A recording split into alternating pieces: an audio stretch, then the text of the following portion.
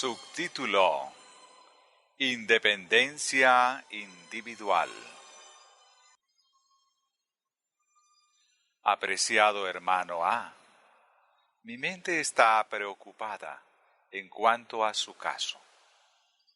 Le he escrito algunas cosas que me han sido mostradas respecto a su conducta pasada, presente y futura. Siento ansiedad por usted, porque he visto sus peligros.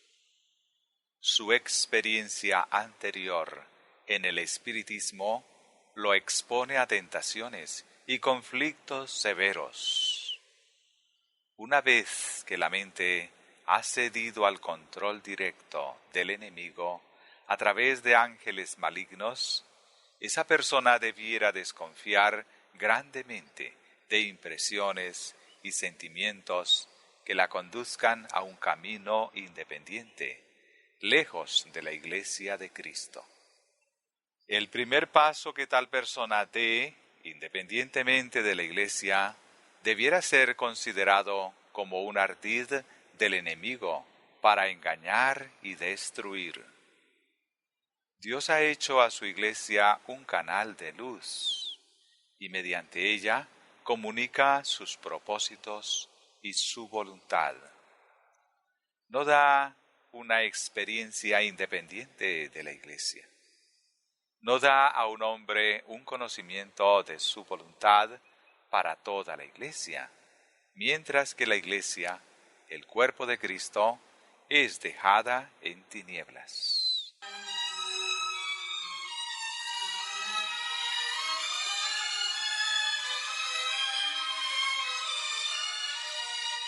Hermano A, usted necesita vigilar con el mayor interés cómo edifica.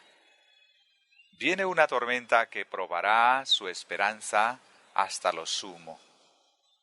Usted debiera cavar profundo y colocar su fundamento seguro.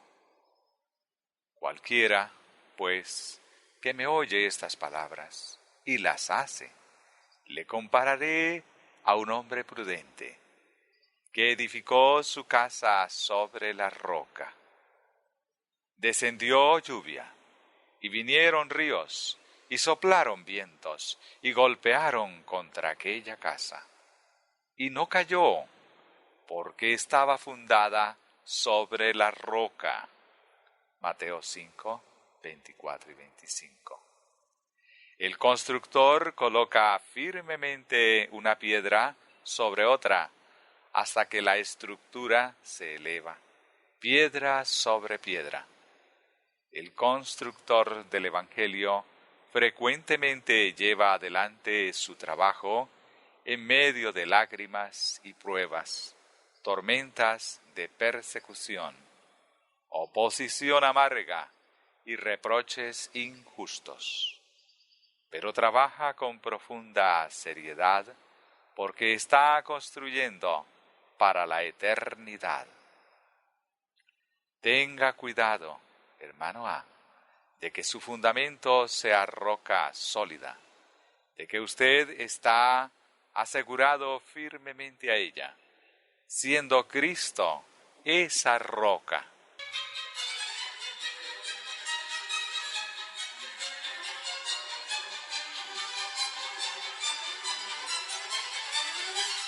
Usted tiene una voluntad fuerte, obstinada, un espíritu muy independiente, y siente que debe preservarlo a toda costa. Y usted ha introducido este mismo espíritu en su experiencia y en su vida religiosa.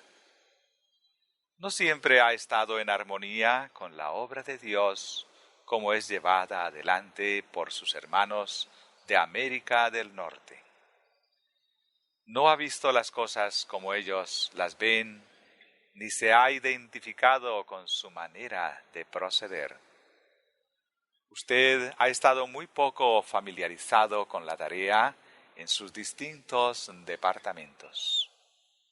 No ha sentido mucho deseo de conocer las diferentes ramas de la obra. Ha mirado la obra con suspicacia y desconfianza, como también a los dirigentes escogidos por Dios para llevarla adelante. Ha estado más dispuesto a cuestionar y suponer y sentir celos de aquellos sobre quienes Dios ha colocado las responsabilidades más pesadas de su obra, que a investigar y vincularse con la causa de Dios para familiarizarse con su funcionamiento y progreso.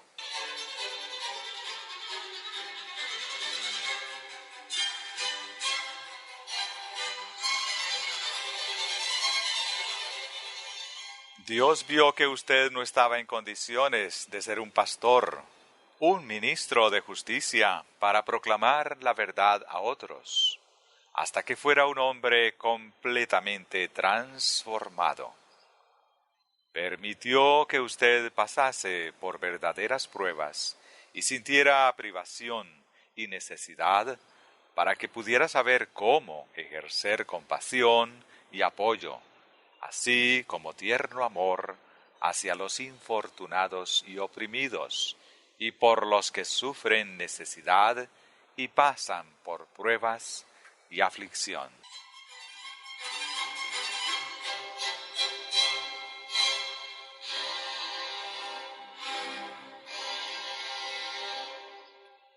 Mientras usted oraba en su aflicción, pidiendo la paz en Cristo, una nube negra parecía oscurecer su mente. El descanso y la paz no vinieron como usted lo esperaba. A veces su fe parecía ser probada hasta lo sumo. Al mirar usted a su vida pasada, veía tristeza y chascos.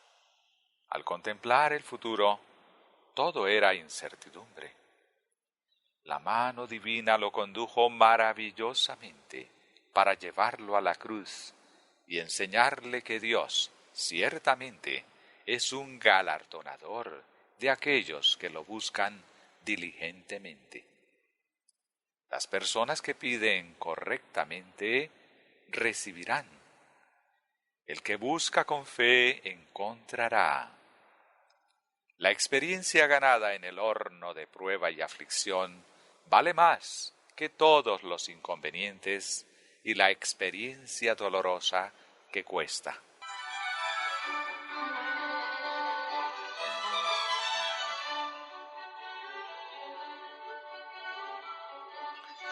Las oraciones que usted ofreció en su soledad, su cansancio y sus pruebas, Dios las contestó no siempre de acuerdo con sus expectativas, pero sí para su bien. Usted no tenía una opinión clara y correcta de sus hermanos, ni se veía a usted mismo en una luz correcta. Pero en la providencia de Dios, Él ha obrado para contestar las oraciones que usted ha ofrecido en su angustia y salvarlo para la gloria de su divino nombre. Desconociéndose a usted mismo, pidió cosas que no eran las mejores para usted. Dios oyó sus oraciones sinceras, pero la bendición concedida fue algo muy diferente de lo que usted esperaba. En su providencia, Dios dispuso colocarlo más directamente en relación con su iglesia, para que tuviera menos confianza propia y confiara más en otros, a quienes Él está guiando para promover su obra.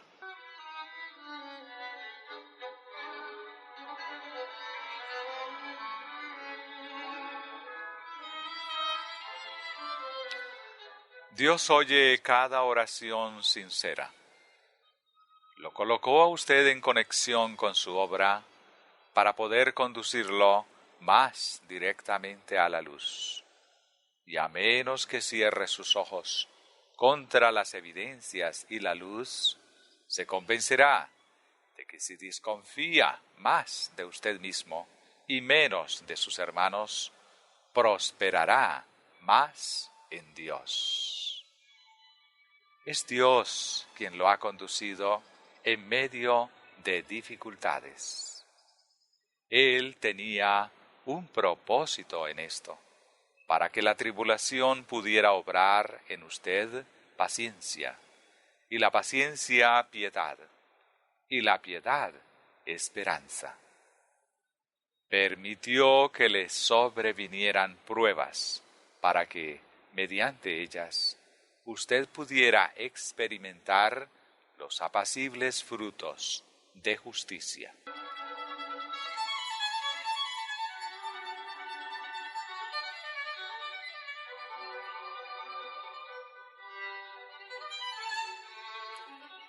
Pedro negó al hombre de dolores en su encuentro con la tristeza en la hora de su humillación. Pero después se arrepintió y fue reconvertido. Tuvo verdadera contrición de alma y se entregó nuevamente a su Salvador. Cegado por las lágrimas, va a la soledad del jardín de Getsemaní y se postra donde vio la forma abatida de su Salvador, cuando brotaron gotas de sangre de sus poros debido a su gran agonía. Pedro recuerda con remordimiento que se quedó dormido cuando Jesús oró durante esas horas terribles. Su orgulloso corazón se quebranta, y lágrimas penitentes humedecen la tierra herbosa, tan recientemente manchada por las gotas de sudor sanguinolento del querido Hijo de Dios. Dejó ese jardín como un hombre convertido. Estaba entonces listo para compadecerse de los tentados. Fue humillado y podía simpatizar con los débiles y errantes. Podía advertir y amonestar a los presuntuosos y estaba plenamente capacitado para fortalecer a sus hermanos.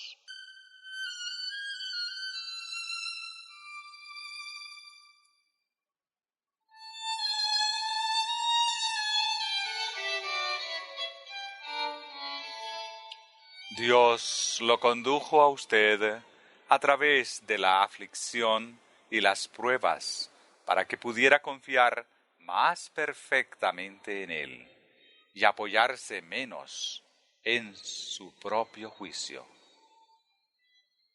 Usted puede sobrellevar la adversidad mejor que la prosperidad. El ojo de Jehová, que todo lo ve, detectó en su persona mucha escoria que usted consideraba como oro demasiado valioso para desecharlo. El poder del enemigo sobre usted ha sido a veces directo y muy fuerte. Los engaños del espiritismo han enredado su fe, pervertido su juicio y confundido su experiencia. En su providencia, Dios lo probó para purificarlo, como a los hijos de Leví, para que usted pudiera ofrecerle una ofrenda en justicia.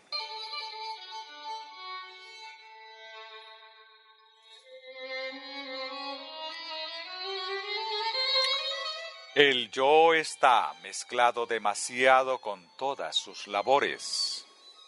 Su voluntad debe ser moldeada por la voluntad de Dios, o usted caerá en tentaciones deplorables.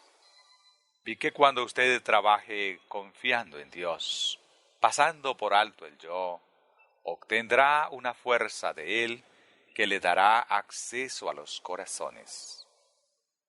Los ángeles de Dios trabajarán conjuntamente con sus esfuerzos cuando usted sea humilde y se considere pequeño ante sus propios ojos.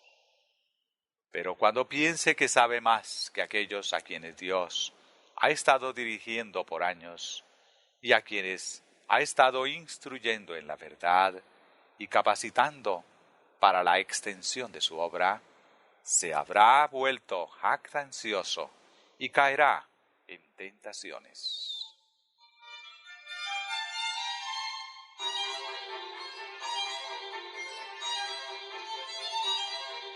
Usted necesita cultivar la bondad y la ternura. Necesita ser compasivo y cortés. Sus labores están demasiado impregnadas de severidad y de un espíritu exigente, dictatorial, arrogante. Usted no siempre considera bondadosamente los sentimientos de otros y crea pruebas e insatisfacción innecesarias. Más cariño y ternura en sus labores le darían acceso a los corazones y ganarían almas para Cristo y la verdad.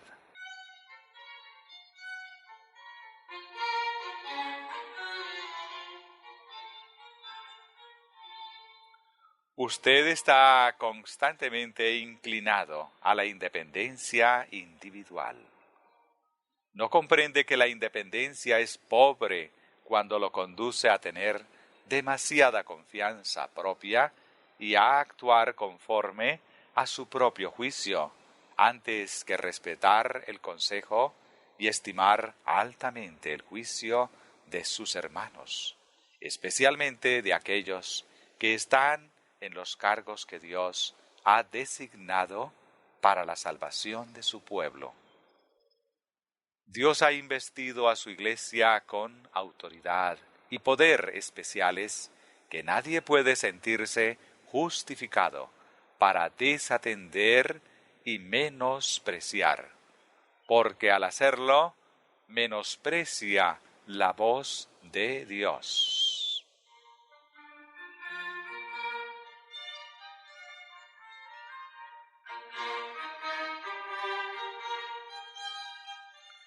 No es seguro para usted confiar en sus impresiones y sentimientos.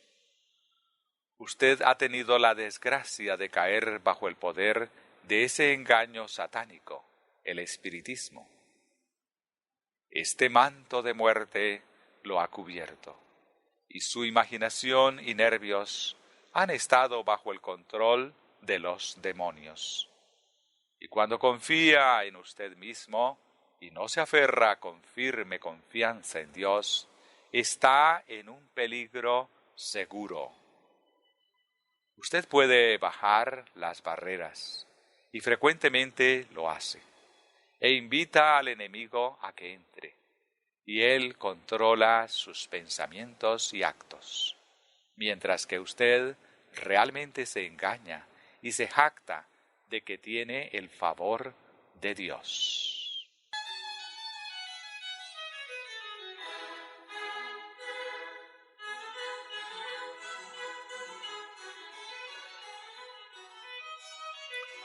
Satanás ha tratado de impedir que usted confíe en sus hermanos norteamericanos. Los ha considerado con suspicacia, al igual que sus iniciativas y experiencia, cuando ellos son precisamente quienes podrían ayudarlo y ser una bendición para usted. Será el esfuerzo premeditado de Satanás separarlo de aquellos que son como canales de luz, a través de los cuales Dios ha comunicado su voluntad y mediante quienes ha obrado para levantar y extender su obra. Sus puntos de vista y sus sentimientos y experiencia son completamente estrechos y sus labores son del mismo carácter.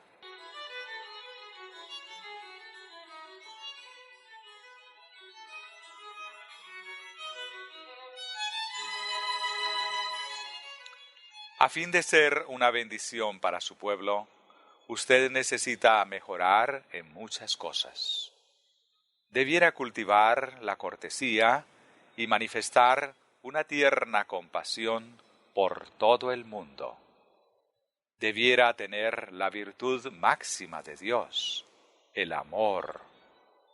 Usted critica demasiado y no es tan paciente como debiera si quiere ganar almas. Podría tener una influencia mucho mayor si fuese menos formal y rígido y fuera impulsado más por el Espíritu Santo. Su temor de ser guiado por hombres es demasiado grande. Dios usa a los hombres como sus instrumentos y los usará en tanto el mundo dure.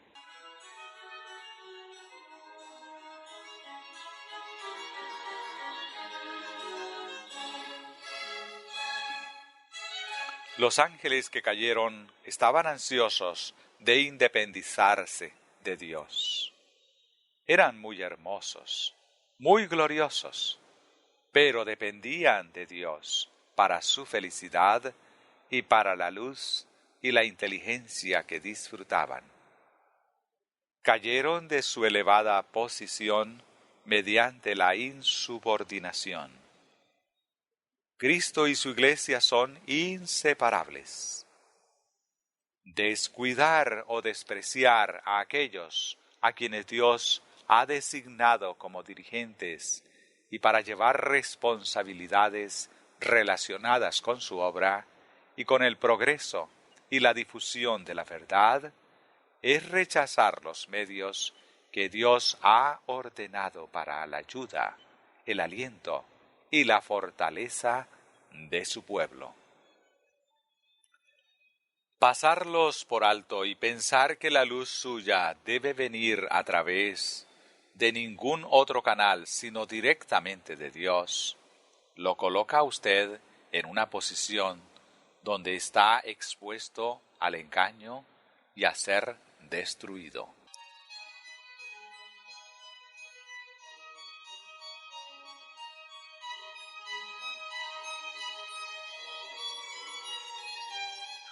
Dios lo ha colocado en relación con sus colaboradores designados en su iglesia para que ellos puedan ayudarlo. Su conexión anterior con el espiritismo hace que su peligro sea mayor que el que sería de otro modo, porque su juicio, sabiduría y criterio han sido pervertidos. Usted no puede discernir siempre los espíritus por cuenta propia y decir qué espíritus son, porque Satanás es muy ártero. Dios lo ha puesto en conexión con su iglesia para que puedan ayudarle.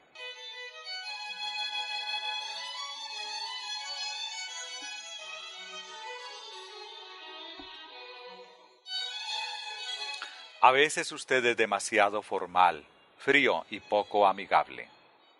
Debe encontrar a la gente donde está y no colocarse demasiado por encima de ellos, ni requerir demasiado de ellos. Necesita ser completamente enternecido y subyugado por el Espíritu de Dios mientras predica a la gente. Debiera educarse en cuanto a la mejor manera de trabajar para obtener el fin deseado. Su trabajo debe caracterizarse por el amor de Jesús abundando en su corazón, ablandando sus palabras, moldeando su temperamento y elevando su alma.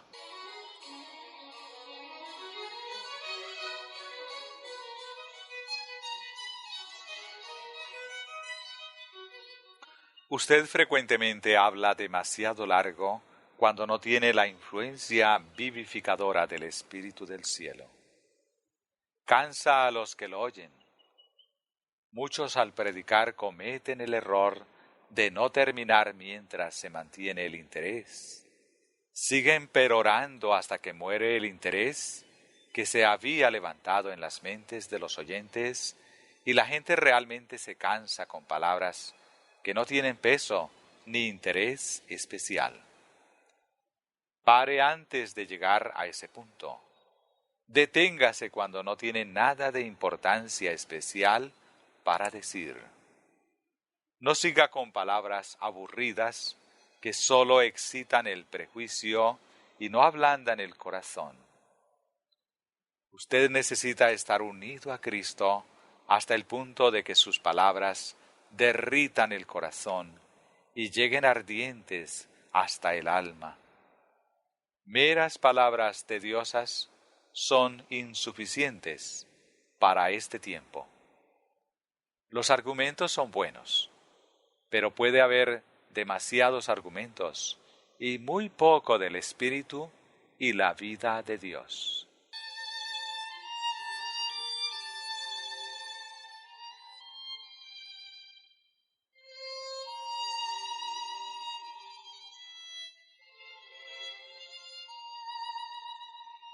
Sin el poder especial de Dios para trabajar con sus esfuerzos, sin su espíritu subyugado y humillado ante Dios, sin que su corazón esté enternecido y que sus palabras manen de un corazón de amor, sus labores serán cansadoras para usted y no producirán resultados bendecidos. Hay un punto al cual llega el ministro de Cristo, más allá del cual el conocimiento y la habilidad humanas son impotentes. Estamos luchando con errores gigantescos y males que somos impotentes para remediar o para despertar a la gente de modo que vea y entienda, porque no podemos cambiar el corazón. No podemos avivar el alma para que discierna la pecaminosidad del pecado y sienta la necesidad de un Salvador. Pero si nuestras labores llevan el sello del Espíritu de Dios, si un poder más elevado y divino acompaña a nuestros esfuerzos para sembrar la semilla del Evangelio, veremos frutos de nuestras labores para la gloria de Dios. Solo Él puede regar la semilla sembrada.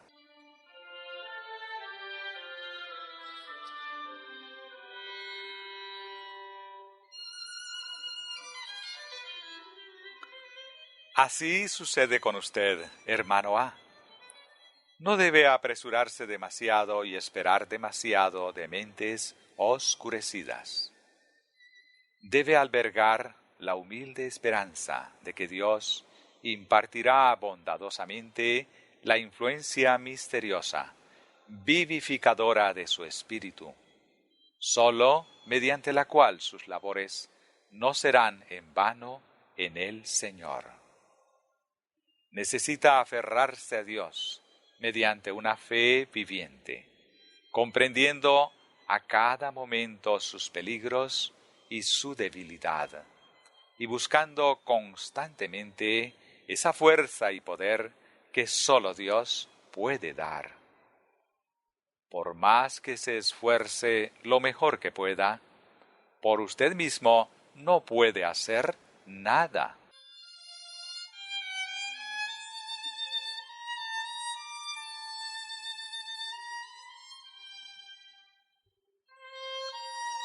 Usted necesita educarse para poder tener sabiduría a fin de tratar con las mentes. Con algunas debiera mostrarse compasivo, haciendo una diferencia, mientras que a otros puede salvarlos con temor, sacándolos del fuego. Nuestro Padre Celestial frecuentemente nos deja en la incertidumbre en cuanto a nuestros esfuerzos.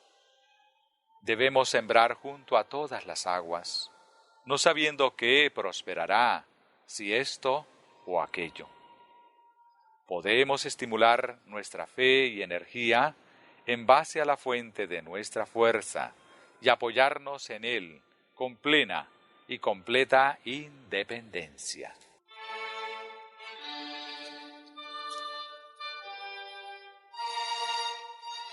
Hermano A, usted necesita trabajar con la máxima diligencia para controlar el yo y desarrollar un carácter en armonía con los principios de la palabra de Dios.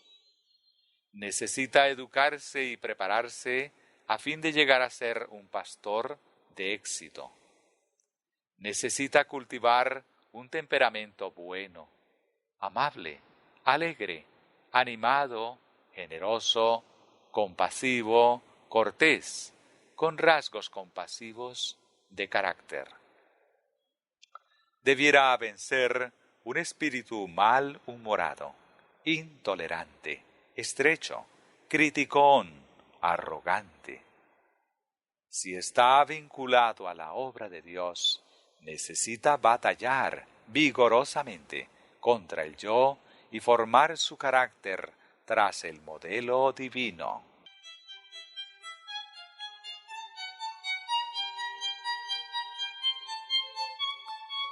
Sin un esfuerzo constante de su parte, aparecerá alguna manifestación negativa bajo la influencia de una mente corrupta, la que obstruirá su camino.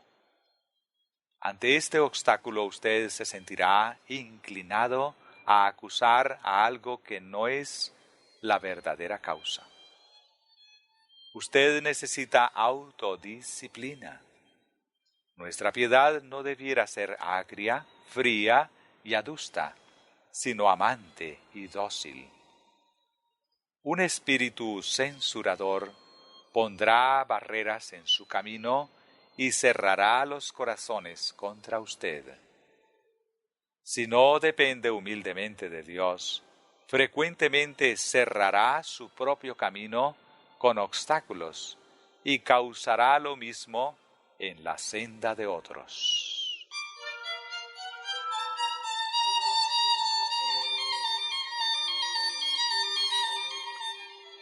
Usted necesita estar en guardia para no enseñar la verdad ni cumplir sus deberes con un espíritu intolerante, lo que excitará el prejuicio. Necesita estudiar cómo puede mostrarse aprobado ante Dios, como un obrero que no tiene de qué avergonzarse.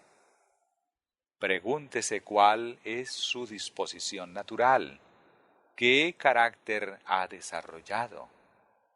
Debiera esforzarse, como también todo ministro de Cristo, en practicar la mayor vigilancia para no cultivar hábitos de acción y tendencias mentales y morales que no quisiera que aparecieran entre aquellos a quienes usted les está enseñando la verdad.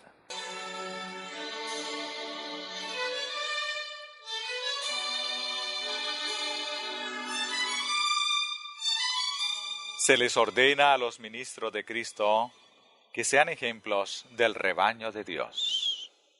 La influencia de un ministro puede hacer mucho para moldear el carácter de su pueblo. Si el ministro es indolente, si no es puro en el corazón y en la vida, y si es hiriente, criticón, censurador, egoísta, independiente y carente de dominio propio, en gran medida enfrentará estos mismos elementos desagradables entre su pueblo. Y es un trabajo difícil poner las cosas en orden donde las influencias erróneas han creado confusión. Lo que se ve en su ministro producirá una gran diferencia en cuanto al desarrollo de las virtudes cristianas en la gente. Si su vida es una combinación de excelencias, aquellos a quienes Él conduce al conocimiento de la verdad mediante sus labores, en gran medida, si verdaderamente aman a Dios, reflejarán su ejemplo e influencia, porque Él es un representante de Cristo. Así el ministro debiera sentir su responsabilidad de adornar la doctrina de Dios, nuestro Salvador, en todas las cosas.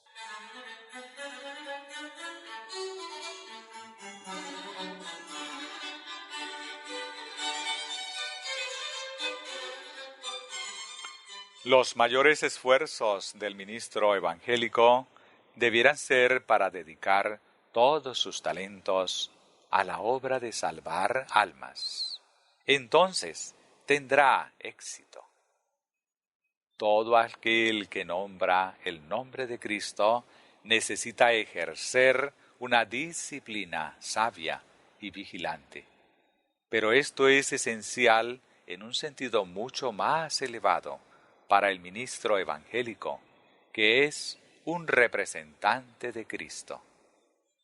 Nuestro Salvador infundía temor por su pureza y moralidad elevada, mientras que su amor y benignidad los inspiraba con entusiasmo. Los más pobres y humildes no temían acercarse a él. Aún los niñitos se sentían atraídos a él. Les encantaba subir a su regazo y besar su rostro pensativo, benigno y lleno de amor. Usted necesita esta ternura amante. Debiera cultivar el amor. Las expresiones de solidaridad y los actos de cortesía y respeto por los demás no le restarán nada de su dignidad, sino que le abrirán muchos corazones que ahora están cerrados contra usted.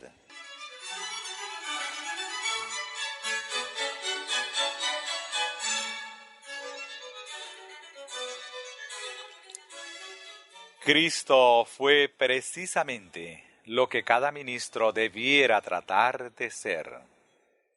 Debiéramos aprender a imitar su carácter y combinar la justicia estricta, la pureza, la integridad, el amor y la noble generosidad. Un rostro agradable en el cual se refleja el amor, con modales amables y corteses, hará más, además de los esfuerzos desde el púlpito, de lo que puede hacer el trabajo en el escritorio sin estas virtudes.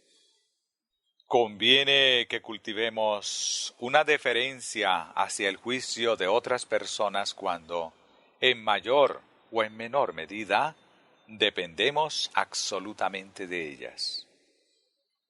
Debiéramos cultivar la verdadera cortesía cristiana y una compasiva ternura, aun hacia los casos más rudos y difíciles de la humanidad. Jesús vino de las cortes puras del cielo para salvar precisamente a personas como esas.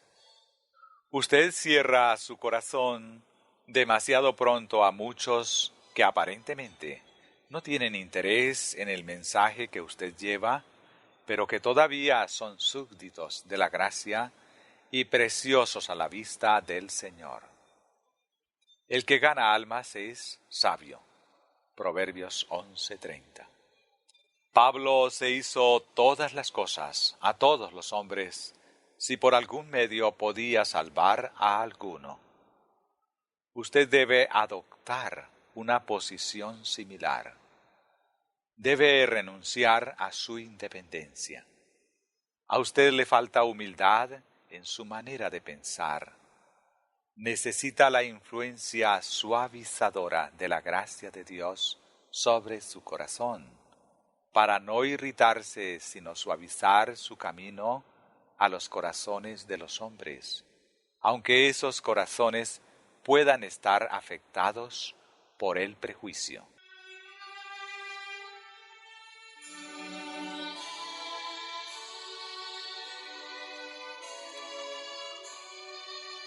La causa de Dios necesita grandemente hombres concienzudos, hombres que abunden en celo, esperanza, fe y valor.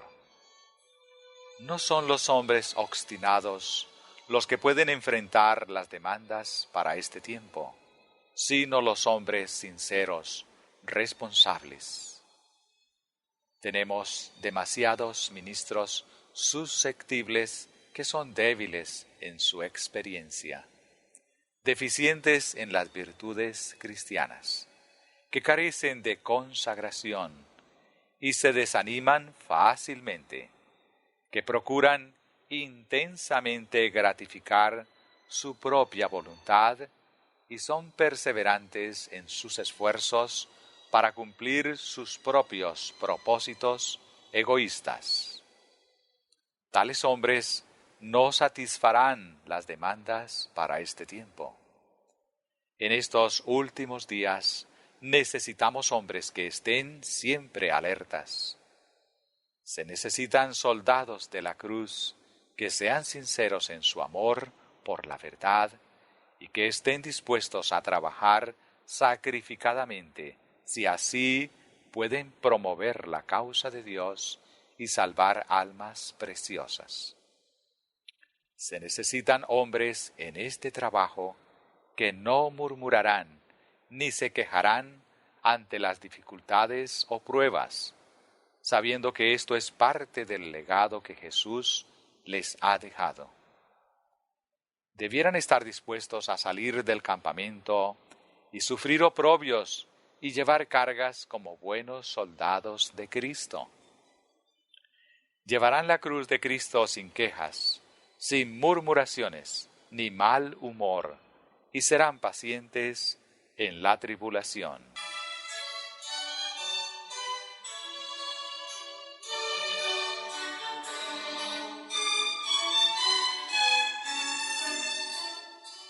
A nosotros se nos ha confiado la verdad solemne, decisiva para estos últimos días, y debiéramos hacer de ella una realidad. Hermano A, usted debiera evitar de convertirse en el criterio para otros. Evite, le ruego, llamar la atención a sus propias dificultades. Todo lo que podemos sufrir y todo lo que alguna vez podamos ser llamados a sufrir por causa de la verdad, parecerá demasiado pequeño en comparación de lo que nuestro Salvador soportó por nosotros, pecadores. No necesita esperar siempre que se lo juzgue o describa correctamente. Cristo dice que en el mundo tendremos aflicción, pero en Él tendremos paz.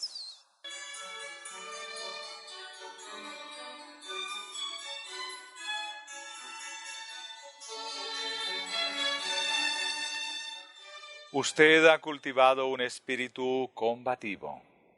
Cuando alguien se cruza en su camino, usted inmediatamente asume una posición defensiva. Y aunque pueda estar entre sus hermanos que aman la verdad y que han dado sus vidas a la causa de Dios, usted se justificará a sí mismo, mientras los critica y siente celos de sus palabras y desconfía de sus motivos. Y de ese modo pierde grandes bendiciones que es su privilegio obtener mediante la experiencia espiritual de sus hermanos.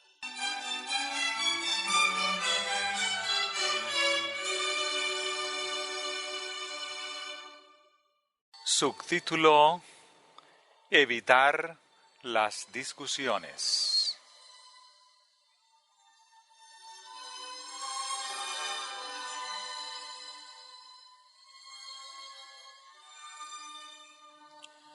A usted le ha encantado sostener debates por la verdad y tener discusiones, pero estas contiendas no han contribuido a que usted forme un carácter cristiano armonioso, porque constituyen una oportunidad favorable para la exhibición de los mismos rasgos de carácter que usted debe vencer si alguna vez entrará al cielo.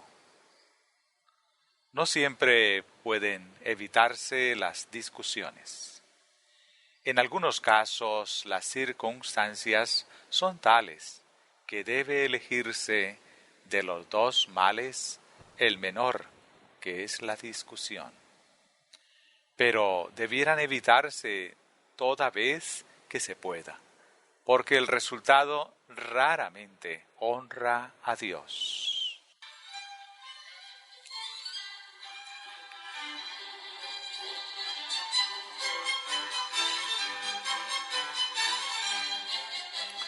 La gente a la que le encanta ver contender a los oponentes podrá pedir a voces que se tenga una discusión. Otros, que desean oír las evidencias de ambos lados, pueden instar a que haya una discusión con motivos totalmente honestos, pero debieran evitarse las discusiones toda vez que sea posible. Generalmente fortalecen la combatividad y debilitan ese amor puro y la compasiva ternura que siempre debieran existir en el corazón de los creyentes, aunque puedan diferir en sus opiniones.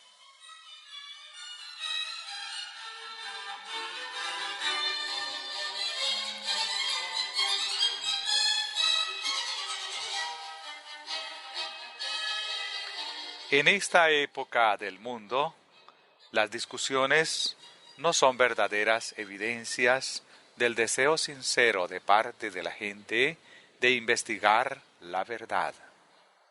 Tienen lugar por la afición a la novedad y a la excitación que generalmente acompañan a las discusiones. En estas contiendas rara vez se glorifica a Dios o se promueve la verdad.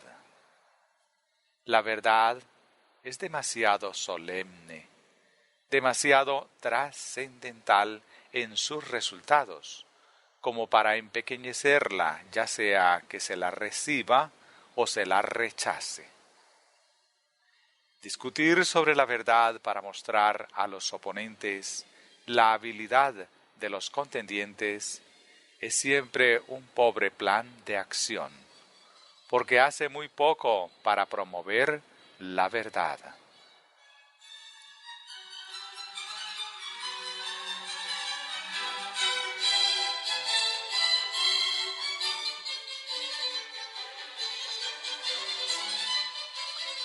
Los oponentes a la verdad mostrarán habilidad en presentar falsamente a su oponente.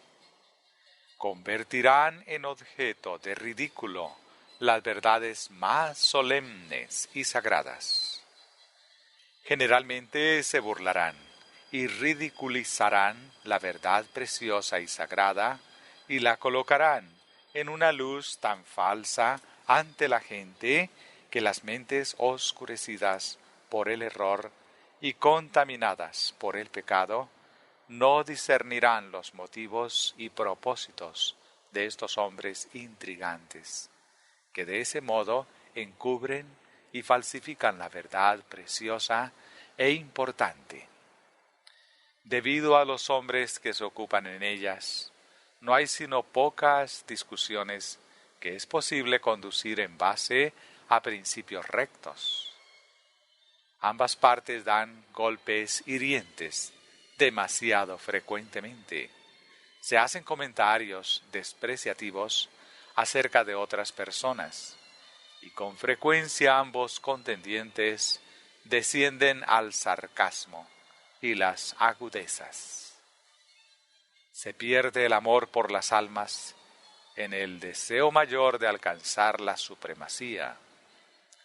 El prejuicio profundo y amargo es a menudo el resultado de las discusiones.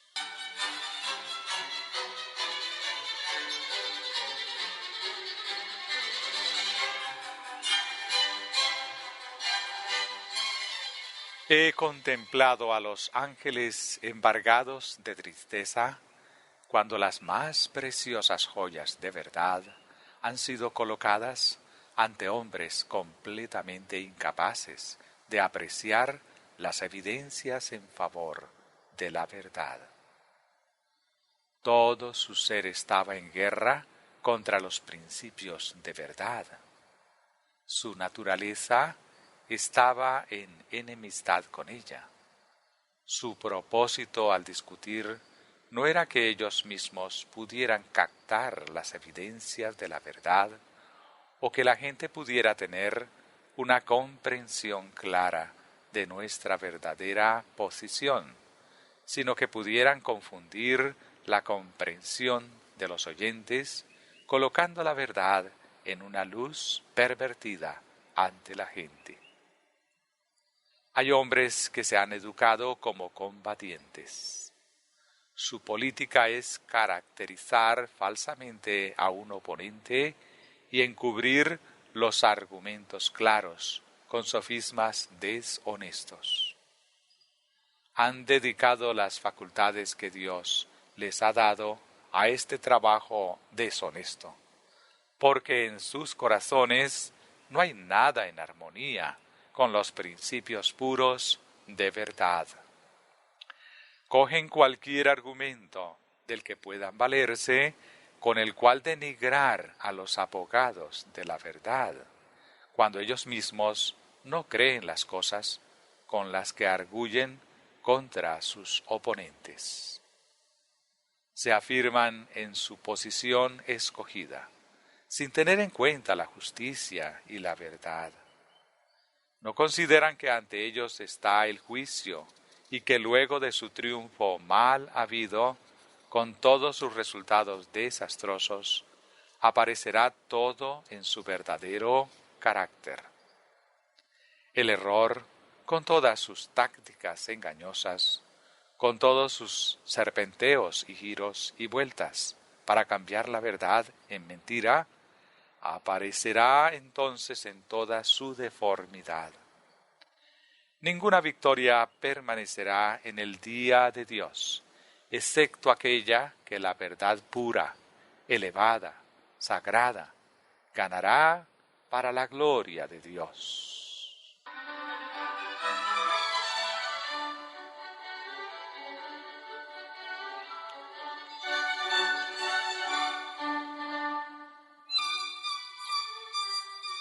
Los ángeles lloran al ver la verdad preciosa, de origen celestial, echada ante los cerdos, para ser tomada por ellos y pisoteada en el fango y la inmundicia. No echéis vuestras perlas delante de los cerdos, no sea que las pisoteen y se vuelvan y os despedacen. Mateo 7:6. Estas son las palabras del Redentor del mundo.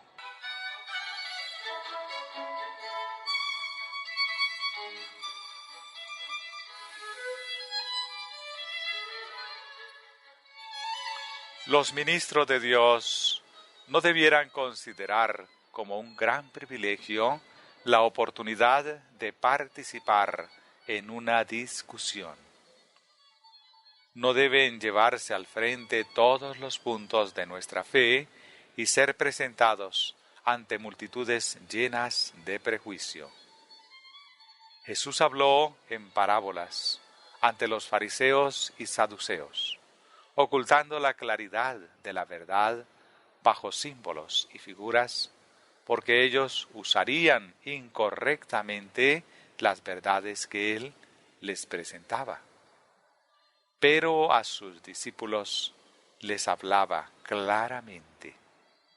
Debiéramos aprender del método de enseñanza de Cristo y tener cuidado de no herir a la gente presentando verdades que, al no estar explicadas plenamente, ellos de ninguna manera están preparados para recibirlas.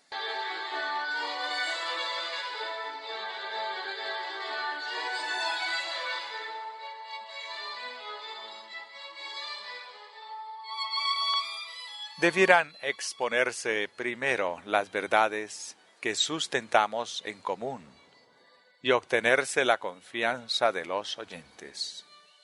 Luego, cuando puede llevarse al público con uno, podemos avanzar lentamente con los temas que se presentan.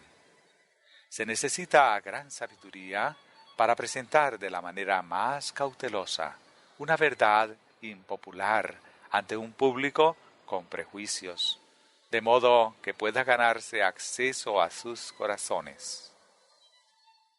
Las discusiones colocan ante la gente que ignora nuestra posición y desconoce la verdad bíblica un conjunto de argumentos hábilmente elaborados y arreglados cuidadosamente para encubrir por completo los claros puntos de verdad. Algunos hombres se han especializado en encubrir afirmaciones claras sobre verdades de la palabra de Dios mediante sus teorías engañosas, que las hacen plausibles a aquellos que no han investigado por su cuenta.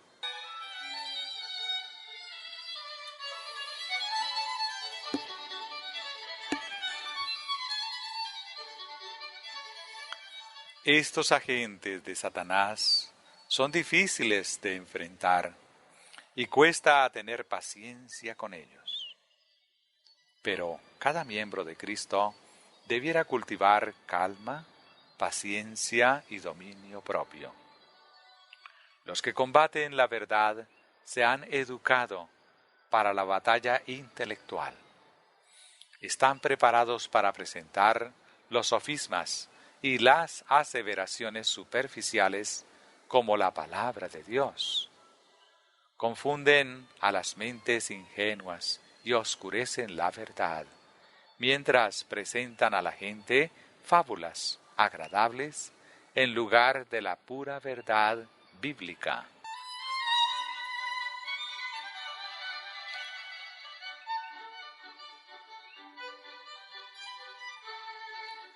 Muchos eligen la oscuridad en vez de la luz, porque sus hechos son malos. Pero existen aquellos que, si la verdad pudiera haber sido presentada en una manera diferente, bajo distintas circunstancias, dándoles una oportunidad justa para pesar los argumentos personalmente y para comparar la Escritura con la Escritura, se habrían quedado encantados con su claridad y la habrían aceptado.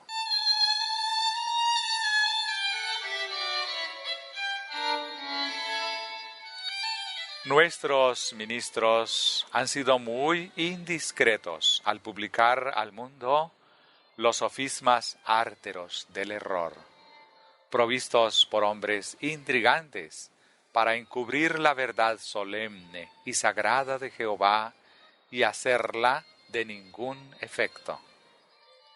Estos hombres taimados que están al acecho para engañar a los incautos dan la fuerza de su intelecto a la tarea de pervertir la palabra de Dios.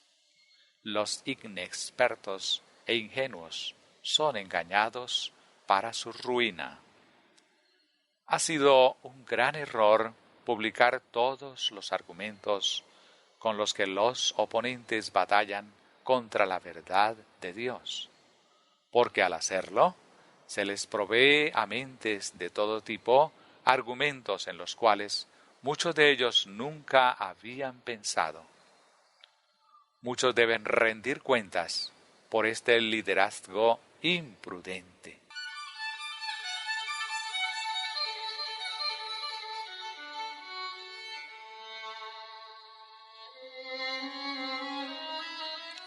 Los argumentos contra la verdad sagrada, sutiles en su influencia, afectan a mentes que no están bien informadas en cuanto a la fuerza de la verdad. La sensibilidad moral de la comunidad en general está embotada por la familiaridad con el pecado. El egoísmo, la deshonestidad y los diversos pecados que prevalecen en esta era degenerada han embotado los sentidos hacia las cosas eternas, de modo que la verdad de Dios no es discernida.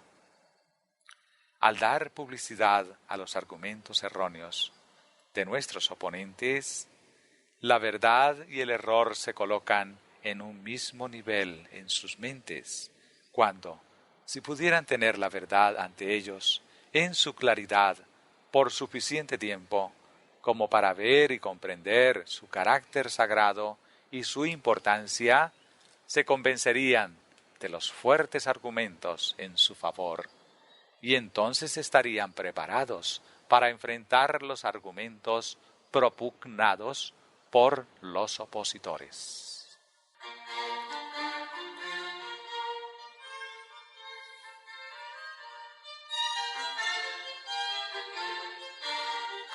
Aquellos que están tratando de conocer la verdad y comprender la voluntad de Dios, que son leales a la luz y celosos en el desempeño de sus deberes diarios, seguramente conocerán de la doctrina porque serán guiados a toda verdad. Dios no promete, por los actos magistrales de su providencia, traer irresistiblemente a los hombres al conocimiento de su verdad, cuando ellos no la buscan y no tienen deseos de conocerla. Los hombres tienen el poder de apagar el Espíritu de Dios. Queda con ellos la facultad de elegir. Se les otorga libertad de acción.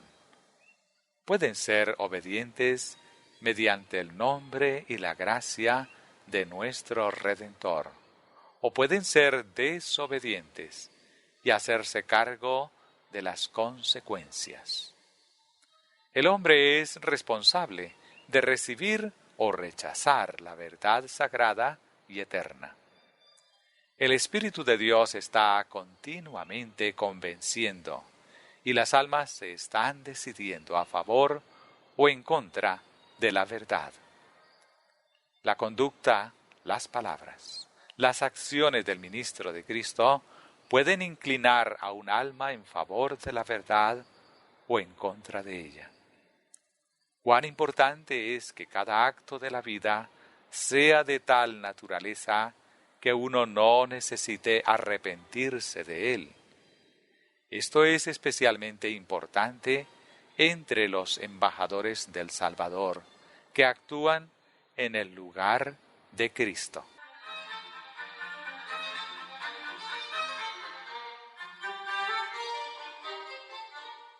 Subtítulo: La autoridad de la Iglesia.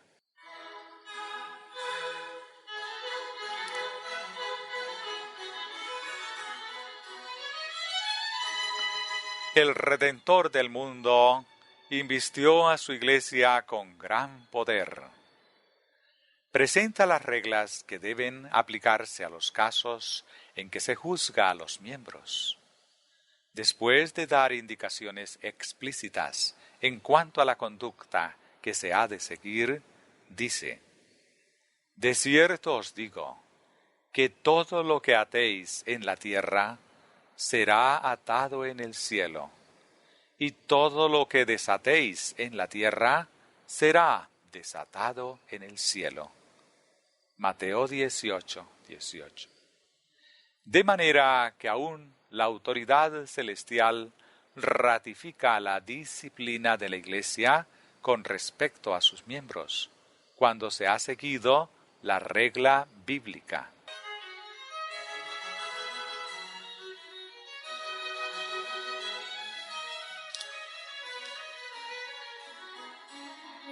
La palabra de Dios no da licencia a ningún hombre para oponer su juicio al de la Iglesia, ni le permite insistir en sus opiniones contrarias a las de la misma.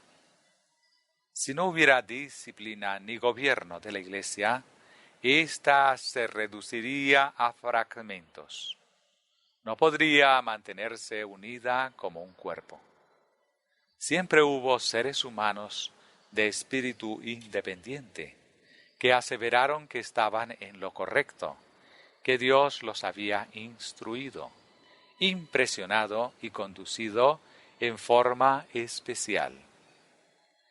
Cada uno tiene una teoría propia, opiniones que le son peculiares, y cada uno sostiene que sus opiniones están de acuerdo con la palabra de Dios. Cada cual sustenta diferente teoría y fe, aunque todos aseguran tener una luz especial de Dios. Apartan a los demás del cuerpo y cada uno es en sí mismo una iglesia separada. Todos no pueden estar en lo cierto y sin embargo se declaran conducidos por el Señor. La palabra de la inspiración no es en sí y no, sino sí y amén en Cristo Jesús.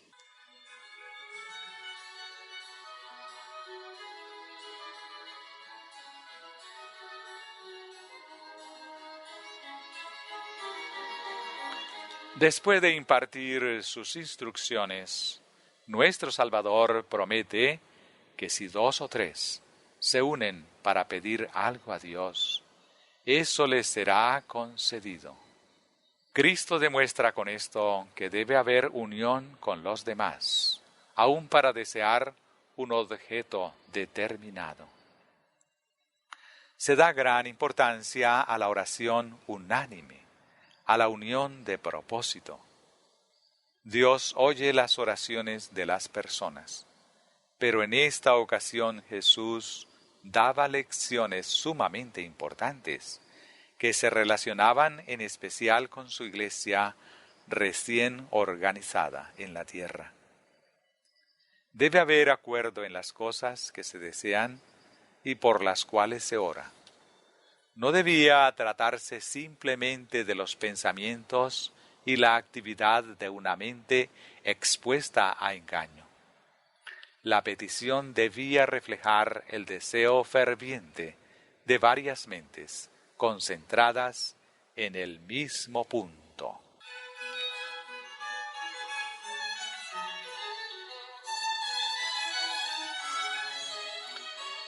En la admirable conversión de Pablo, vemos el poder milagroso de Dios. Un resplandor que superaba la gloria del sol meridiano brilló en derredor de él. Jesús, cuyo nombre él odiaba y despreciaba más que cualquier otro, se reveló a Pablo con el propósito de detener su loca, aunque sincera carrera, a fin de hacer de ese instrumento nada promisorio un vaso el escogido para proclamar el Evangelio a los gentiles. Había hecho concienzudamente muchas cosas contrarias al nombre de Jesús de Nazaret. En su celo estaba persiguiendo con ardor a la iglesia de Cristo. Eran profundas y arraigadas sus convicciones con respecto a su deber de exterminar esta doctrina alarmante, que prevalecía por doquiera y según la cual Jesús era el príncipe de la vida.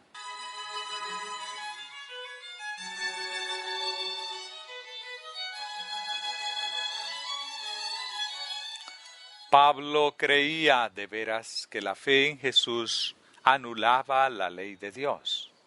El servicio religioso de las ofrendas de sacrificios y el rito de la circuncisión, que en todos los siglos pasados habían recibido la plena sanción de Dios. Pero la milagrosa revelación de Cristo infundió luz en las cámaras oscurecidas de su mente. El Jesús de Nazaret, contra el cual luchaba, era de veras el Redentor del mundo.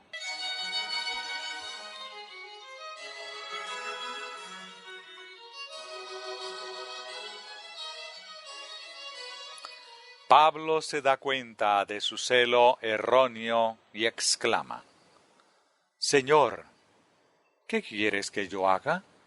Hechos 9:6. Jesús no le dijo entonces cómo podría haberlo hecho, qué obra le asignaba. Pablo debía recibir instrucción en la fe cristiana y obrar en forma comprensiva. Cristo le envió a los mismos discípulos a quienes había estado persiguiendo tan acerbamente para que aprendiera de ellos. La luz de la iluminación celestial le había hecho perder la vista a Pablo. Pero Jesús, el gran médico de los ciegos, no se la restaura. Contesta a la pregunta de Pablo con estas palabras: levántate y entra en la ciudad, y se te dirá lo que debes hacer. Verso 6. No sólo podría Jesús haber curado a Pablo de su ceguera, sino que podría haberle perdonado sus pecados, haberle explicado cuál era su deber y haberle trazado su conducta futura. De Cristo había de fluir toda potestad y misericordia, pero no dio a Pablo, cuando se convirtió a la verdad, una experiencia independiente de su iglesia recién organizada en la tierra.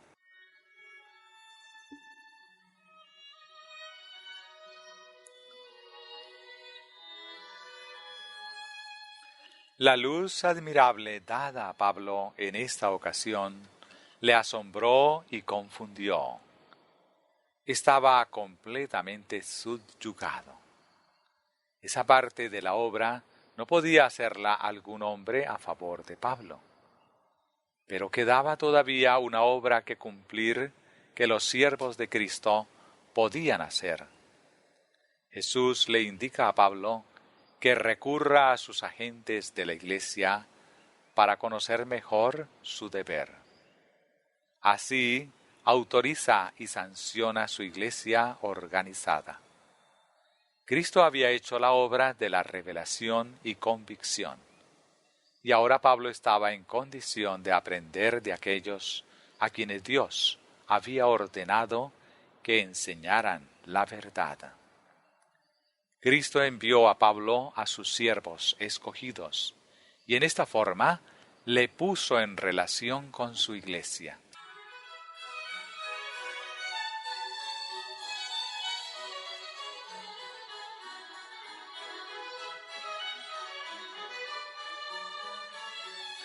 Los mismos a quienes se proponía matar debían instruirle en la religión que él había despreciado y perseguido.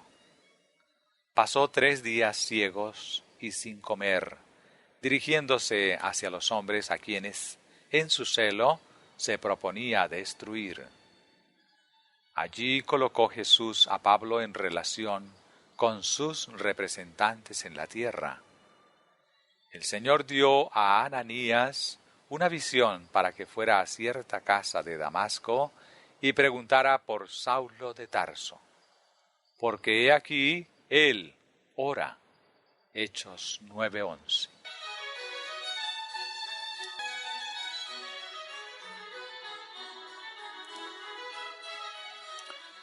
Después que se le indicó a Saulo que fuera a Damasco, le condujeron los mismos hombres que lo habían acompañado para ayudarle a llevar atados a los discípulos a Jerusalén para juzgarlos y darles muerte.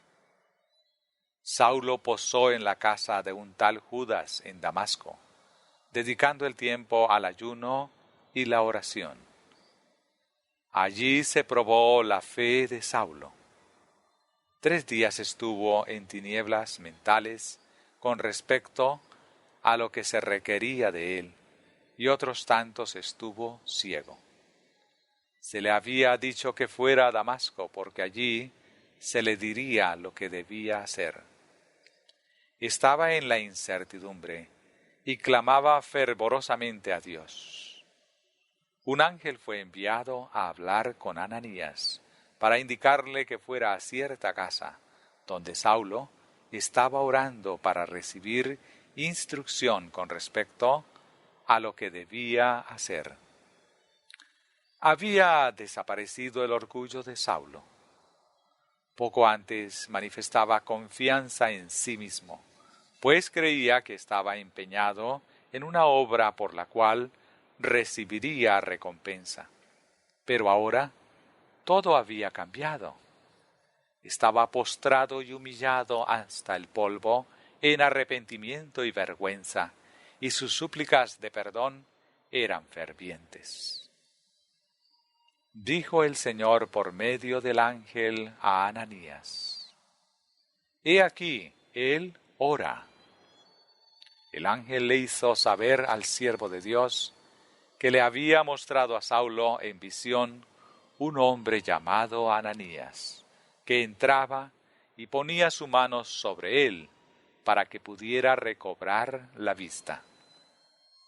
Ananías casi no podía creer las palabras del ángel y repitió lo que había oído acerca de la acerba persecución que Saulo hacía sufrir a los santos de Jerusalén.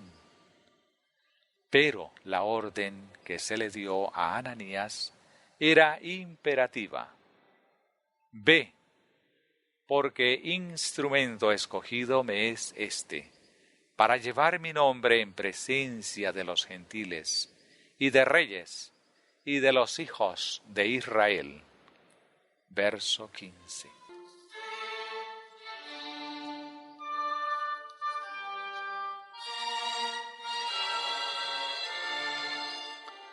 Ananías obedeció las indicaciones del ángel.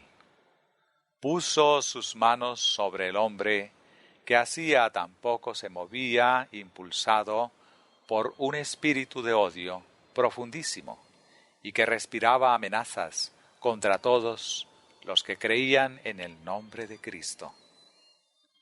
Ananías dijo a Saulo: Hermano Saulo, el Señor Jesús, que se te apareció en el camino por donde venías, me ha enviado para que recibas la vista y seas lleno del Espíritu Santo.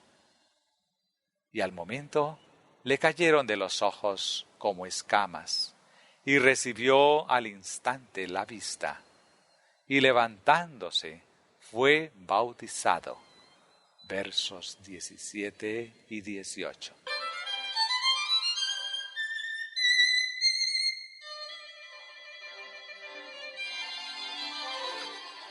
Jesús podría haber hecho directamente toda esta obra en favor de Pablo, pero tal no era su plan. Pablo tenía un deber que cumplir en lo referente a confesarse ante los hombres, cuya destrucción había premeditado, y Dios iba a encomendar una obra de responsabilidad a aquellos a quienes había ordenado que actuaran en su lugar. Pablo debía dar los pasos necesarios para su conversión. Se requirió de él que se uniera al mismo pueblo que había perseguido por sus creencias. Cristo da aquí a todo su pueblo un ejemplo de la manera en que obra para la salvación de los hombres. El Hijo de Dios se identificó con el cargo y la autoridad de su iglesia organizada. Sus bendiciones debían transmitirse por intermedio de los agentes a quienes había ordenado, vinculando así al hombre con el conducto por medio del cual llegan sus bendiciones.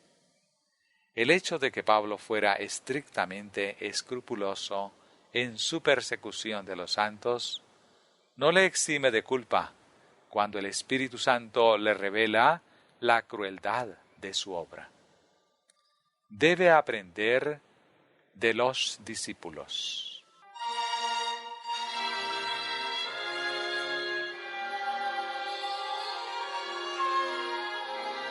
Supo que Jesús, a quien en su ceguera consideraba como impostor, era en verdad el autor y el fundamento de toda la religión del pueblo escogido de Dios desde el tiempo de Adán, y el consumador de la fe, ahora tan clara para su visión iluminada.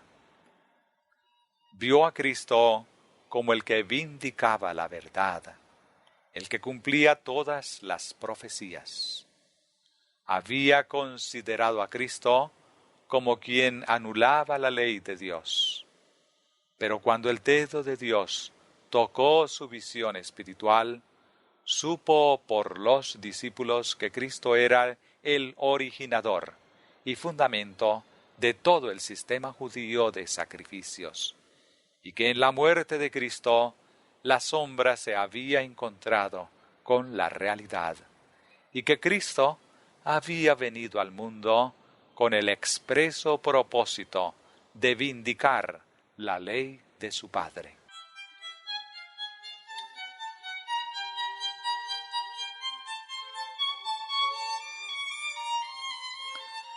A la luz de la ley, Pablo se dio cuenta de que él era pecador. Comprendió que había estado transgrediendo la misma ley que él pensaba haber guardado tan celosamente. Se arrepintió y murió al pecado. Se hizo obediente a las exigencias de la ley de Dios y tuvo fe en Cristo como su Salvador. Fue bautizado y predicó a Jesús tan ferviente y celosamente como antes le había condenado. En la conversión de Pablo se nos presenta principios importantes que siempre debemos recordar. El Redentor del mundo nos sanciona que en asuntos religiosos la experiencia y la acción sean independientes de su iglesia organizada y reconocida, donde ésta existe.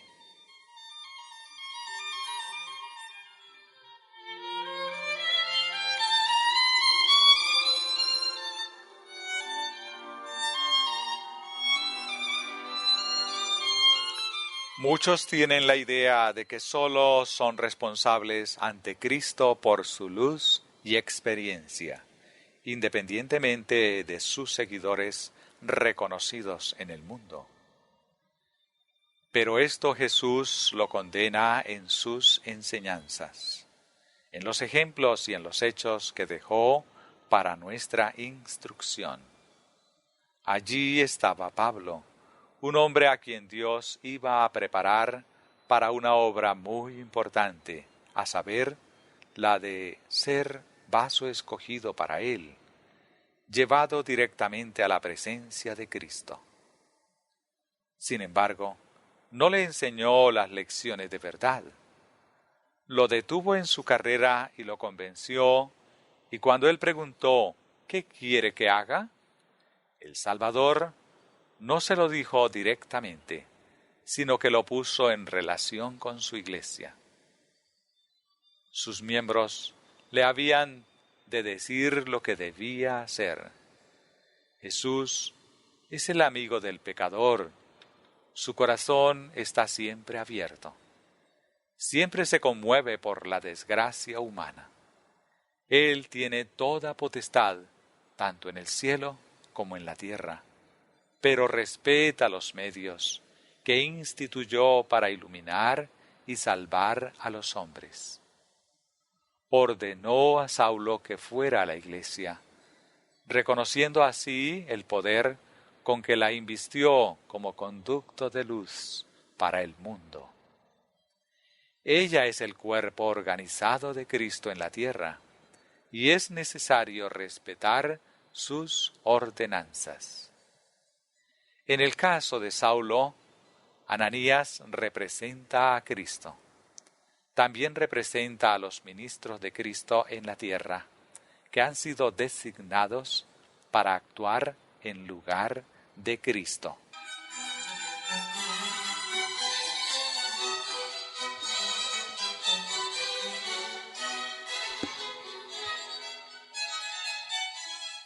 Saulo era un maestro erudito en Israel, pero mientras estaba bajo la influencia del error ciego y el prejuicio, Cristo se le revela y luego lo coloca en comunicación con su iglesia, que es la luz del mundo. Ellos deben instruir en la religión cristiana a este orador culto y popular. En el lugar de Cristo, Ananías toca sus ojos para que pueda recibir la vista. En el lugar de Cristo, coloca sus manos sobre él, ora en el nombre de Cristo, y Saulo recibe el Espíritu Santo. Todo se hace en el nombre y con la autoridad de Cristo. Cristo es la fuente. La Iglesia es el canal de comunicación. Aquellos que se jactan de la independencia personal necesitan ser traídos a una relación más estrecha con Cristo, conectándose con su Iglesia sobre la tierra.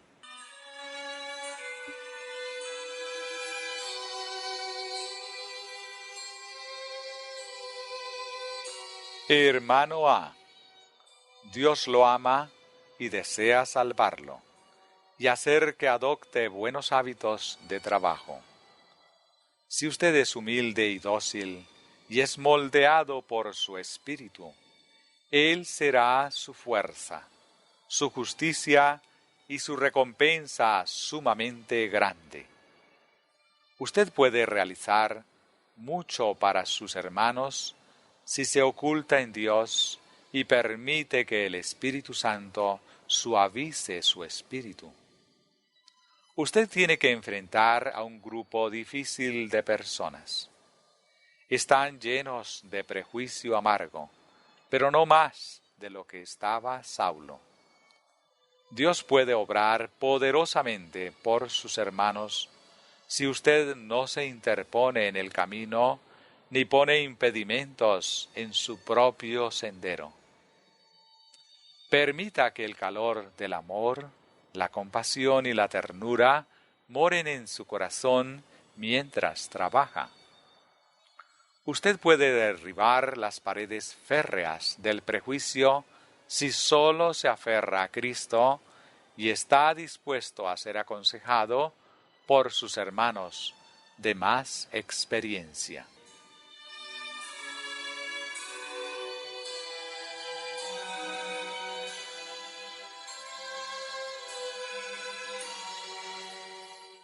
Como siervo de Dios, usted no debe desanimarse demasiado fácilmente por las dificultades o por la más fiera oposición. Salga no en su propio nombre, sino en la fortaleza y el poder del Dios de Israel. Soporte rigores como un buen soldado de la cruz de Cristo. Jesús soportó la contradicción de pecadores contra sí mismo. Considere la vida de Cristo y cobre ánimo, y avance con fe, valor y esperanza.